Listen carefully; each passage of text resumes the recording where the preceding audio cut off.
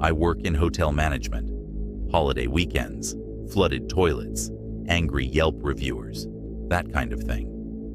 The worst thing I'd seen before last summer was a bachelor party flooding the hallway with a beer keg. But there's something wrong with room 3 on the second floor.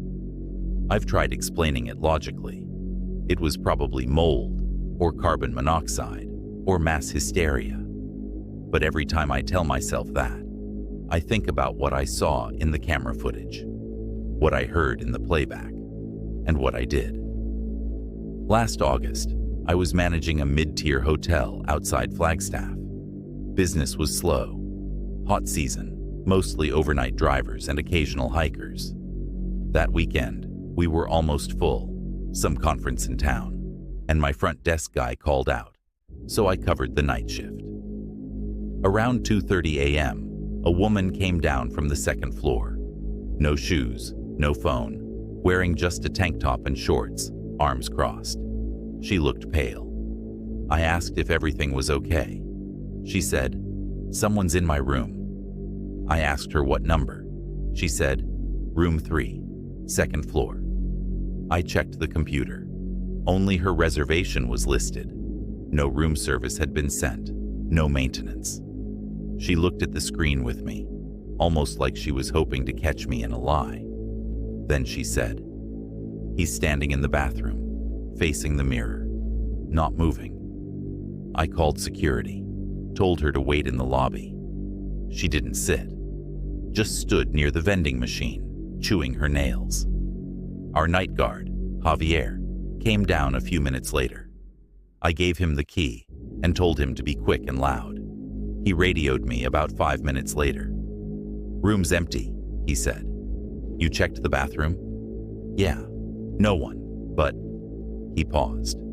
"The mirror looks weird." When I asked what he meant, he said, "Like fingerprints. All over, but only on the side facing the wall." Room 3 stayed empty the rest of that weekend. We comped the woman a new room, no questions asked. She left in the morning without checking out. That should have been it. But then, 3 nights later, we got a noise complaint. Same room. Different guest this time. A couple on vacation. The man said he heard whispering around 3 a.m. Thought it was coming from the hallway. His wife said it was coming from the sink drain. I sent maintenance in the next morning. They said the water pressure was fine, nothing blocking the pipes. But the mirror, again, had those smudges, almost like handprints. I decided to look at the security footage, just for my own peace of mind. I queued it up, watching hours of nothing until 2:54 a.m. Then it froze. Not glitched, just stuck. For 7 full seconds. No distortion, no digital error, just frozen. Then it jumped forward. That's when I told the GM we should block room 3 from reservations, just until we figured out what was going on. She laughed, said, "It's an old hotel. Weird stuff happens." 2 nights later, an elderly man had a heart attack in that room. He survived, but he refused to go back for his belongings. Told us to throw them out. Said something about the reflection walking away before everything went dark. I should have walked away then too. Instead, I stayed late one night and went up myself. I told myself I needed to see it, settle it. Room 3 looked like every other room. Beige carpet, queen bed, that same framed photo of a lake. But the mirror. It wasn't that it looked strange. It looked too clean, like it had been replaced, like it was new. Not newer than the hotel, newer than the room itself. I stood in front of it and stared. Nothing moved, no cold spots, no ghostly figure. But after about 20 seconds, I started hearing this high-pitched sound, just at the edge of hearing. Not ringing, more like pressure, like a lid being screwed on from the inside. And then, for just a split second, no longer than a blink, I saw myself move. But I didn't move. I froze, couldn't breathe, couldn't look away. It wasn't a jump scare. It wasn't loud. It was just me, lifting my hand very slightly in the mirror, while my real hand stayed still. I stepped back, left the room, locked it. That was almost a year ago. We tell guests room 3 is under renovation. It isn't. It's sealed, covered in a plastic sheet. No one goes in. But sometimes, I swear, I hear the click of the bathroom light turning on through the ceiling when I'm working late on the first floor. I made the mistake of randomly checking the camera feed again one night. There was no one staying on the second floor at the time I checked. But at exactly 2:54 a.m., the camera outside room 3 freezes. And when it unfreezes, the door is slightly ajar. That right there set me over the edge. I had goosebumps all over my body. I called out the next day and applied to a bunch of jobs. I got a call back a week later, and by the second week, I left that hotel and never went back.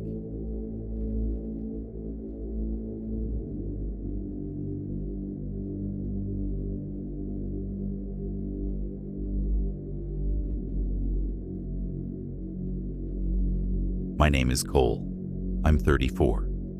I rented a small house in upstate New York, near Sleepy Hollow.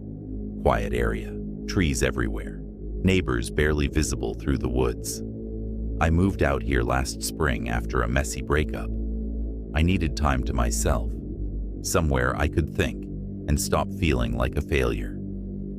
I chose the house because it was cheap and because it backed up to a long stretch of wire fencing that separated my yard from a massive, overgrown field. At first, I thought it was just empty land, but the landlord said it belonged to the county. I didn't ask more. The first strange thing happened in July. I remember because it was the week the cicadas came out heavy and the power kept flickering from the heat. I was out back one night smoking, and I noticed someone standing near the fence. Not close, maybe 50 feet away. He wasn't facing me. He was turned sideways, looking down the length of the field like he was waiting for something. I called out, "You okay?" And he didn't move, didn't even flinch. I went inside and locked the doors. He was gone by morning. The second time I noticed him through the bedroom window. 2 in the morning, same spot, same angle. This time, he was looking at me, not moving, not blinking. Just this tall, still figure with his arms straight at his sides. I couldn't see details, but I remember thinking his clothes didn't look right. They hung on him, stiff like old wool or soaked fabric. I didn't sleep that night. When I asked the landlord again about the land behind the fence, he looked weirdly uncomfortable. He just said, "The county doesn't mow it anymore." "But what is it?" I asked. "Used to be something, way before us. Now it's just overgrowth." He wouldn't elaborate. I started noticing subtle things. I'd find bits of rust-colored dirt near the back door. Not mud, not clay, just fine reddish grit. Sometimes handprints on the outside glass, even when I hadn't opened that door in days. Long, narrow prints, like the fingers had no meat to them. One night in late August, I came home to find a smell in the house. Not sewage, not rotting food. It was metallic, like old blood and coin wrappers. I checked everything. Under the sink, attic, crawl space. Nothing. But the smell concentrated near the back wall, closest to the field. I started seeing him more regularly, always near the fence, never past it. He'd appear after sundown and vanish before first light. Sometimes I thought I could hear a low hum when he was there, like wires vibrating inside drywall. Eventually, I called the sheriff's office. A deputy came out, took my statement, and shone his light toward the tree line. "People see things back here sometimes," he said. "Like what?" "Just shapes, figures. We think some kids use the field to screw around. If you want, I'll file a trespass report." But he didn't write anything down. That night, I left every light on, The hum came back, louder this time, more like a buzzing in my teeth. I opened the back door and stepped out onto the deck. He was closer, not at the fence anymore. He was inside my fucking yard, 10 feet away, still, watching. No wind, no sound except insects screaming in the trees. My chest locked up. I tried to say something, but I couldn't make my mouth move. Then I noticed his feet. They weren't on the grass. He was hovering maybe an inch above it. Then he tilted. Not walked, not turned. Tilted, like someone dragging a mannequin sideways. I slammed the door and didn't open it again until morning. The final night, I woke up at 3:27 a.m. exactly. The smoke alarm was going off. No smoke, no fire, just wailing. I yanked the battery and looked out the bedroom window. There were now 4 of them. Same stiff bodies, same crooked stance, all hovering in a perfect line inside my yard, facing the house. That humming sound started again, but now it was inside the walls. A low vibration that made the mirror tremble on the dresser. Then the hallway light flicked on by itself. I stepped out and saw a shape pass, just out of my vision. Too fast to catch, but tall. The bathroom door creaked open, slowly, like it was being pushed. I snapped. I ran outside barefoot, through the dew and broken grass, toward the fence. I didn't care anymore. I climbed over it and sprinted across the field, my feet sinking into cold, soft soil. But as I ran, the buzzing stopped. Everything went dead quiet. No wind, no insects, just the sound of my breathing. And behind me, 5 pairs of footsteps. I didn't turn around. I kept running until I hit a gravel road on the other side. I flagged down a passing truck and didn't stop hyperventilating until I was 5 miles away. I don't live in that house anymore. I broke my lease, lost my deposit, and never picked up my mail. The county never returned my calls. But sometimes, when I drive at night, I still feel that hum through the steering wheel, and I recently found a streak of rust-colored dirt on the inside of my windshield. This is the most scared I have ever been.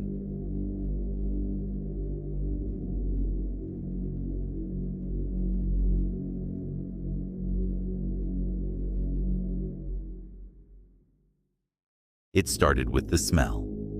We were house-sitting for my sister in her ranch-style home in Sacramento, while she and her fiancé spent the summer in Italy. Nate, my boyfriend, and I thought it'd be a nice break.